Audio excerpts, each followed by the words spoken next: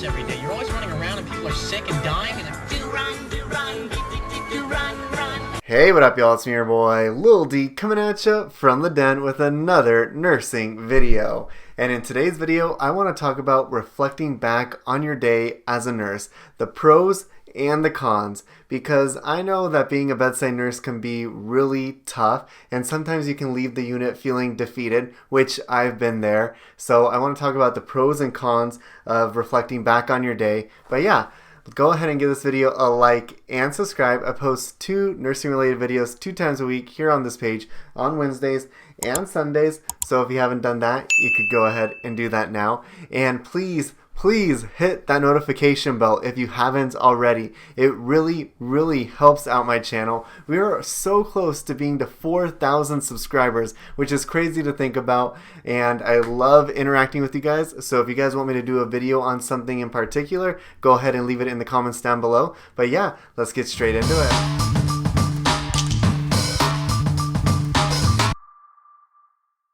Okay, yes, I said reflecting back on your day and the pros and the cons, because there's definitely pros and cons to this, and there's a healthy way of going about reflecting back on your day, and there's definitely an unhealthy way of going back and reflecting on your day.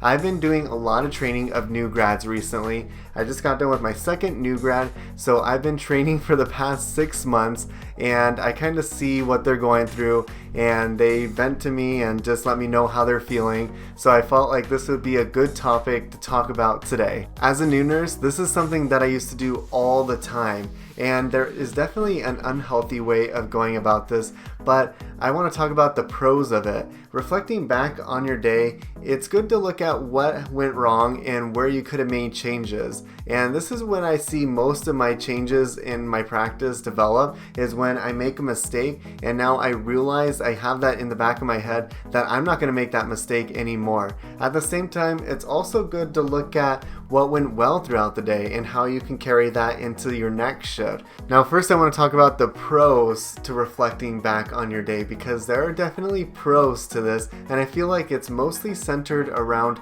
teaching and learning. So let's say that you did something right. It's good to reflect back on how you did this certain process right. That way you can carry it into future practices.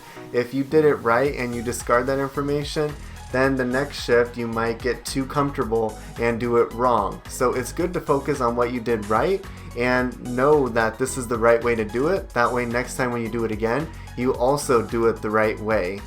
And then in regards to reflecting back on your day and what you did wrong, don't get super discouraged by this. Your shift is over. You've done what you can done, so you got to take it for what it's worth. So let's say that you hung up a IV bag with a piggy bag and you forgot to unclamp it and you didn't realize this until shift change. The damage is already done. It's not even that damaging, but the damage is already done, and just know that next time you need to make sure that your lines are open, that you see it actually drip. This is when I made some of the most significant changes in my practice, is when I have made my own mistakes. Sure, I had a preceptor teaching me for 3 months when I first started, and sure, I was a nursing assistant for 3 years, so I had some information under my belt already, but it wasn't until I made my own mistakes that I've really solidified some of the practices that I do today. For example, one of the ladies on our unit, we were hanging an amiodarone drip, and she was telling us that we need to make sure that we take the vitals 5 times, times 3, and then follow that by another series of vital signs. Now, she was very thorough on this because she recently got in trouble. The patient was fine, but when they did audits, they realized that she didn't chart her vitals correctly. Now she's not super discouraged about this. She's spreading the knowledge onto her other coworkers, such as me and my new grad, because it had been a while since I hung an amiodarone drip. And that's how she turned it into a positive. She's not going to make that mistake again. And I know it can be really hard to know that you messed up and not see the negatives, but you gotta see that you made this mistake and how are you gonna fix it for the future. And there are definitely cons to reflecting back on your day, and that has to do with if you're being too hard on yourself. Now, as a new grad nurse, this is something that I was definitely guilty of. I would look back and just think, wow, how am I going to do this? like, wow, I made this mistake, it's so stupid, I should know better. But hey, I was a new nurse, and all these new nurses make these mistakes. It's when we make these mistakes that we can have the greatest changes. When we hit our lowest point, we are open to the greatest change.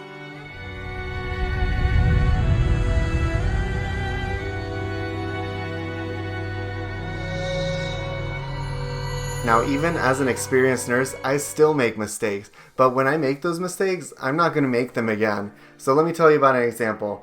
A patient was going down to a scan, and I had to apply nitro paste to the chest. I had never done that before. I was ignorant for some reason, and I didn't ask one of my nurses. So I called down to radiology, and I asked them how I do it.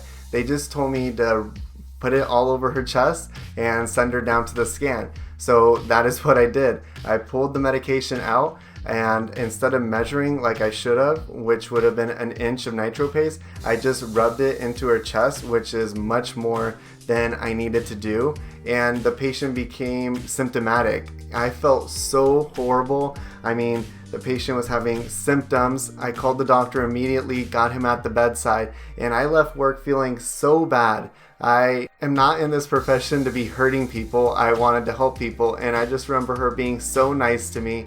But after making that mistake, she lived, of course, but after making that mistake, I will never make it again, and that's when some of the best changes in my practice happen. Now, when I was a new grad nurse, I was reflecting back on my day where it was just unhealthy. You know, I'd be driving home thinking about what I could have did better. I'd be laying in bed thinking of what I should have charted, what I should have done. Even on my days off, I was thinking of work and getting myself anxious about it.